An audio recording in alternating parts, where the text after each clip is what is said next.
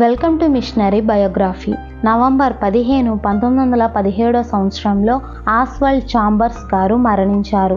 20వ శతాబ్దపు ప్రారంభంలో Scottish Baptist సువార్థికులు మరియు హోలీనెస్ మూమెంట్ జతకట్టిన ఉపాధ్యాయుడు. He is best known for the daily devotional my utmost for his highest.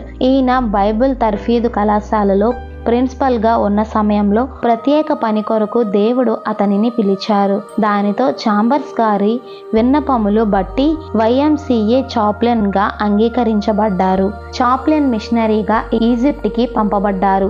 అక్కడ ఆస్ట్రేలియా, న్యూజిలాండ్ సేవకులకు మంత్రిగా పనిచేశారు. వీరు ఆ ప్రాంతంలో సువార్తను ప్రకటిస్తుంటే వారి గృహములో వందలాది సేవకులతో నిండిపోయింది.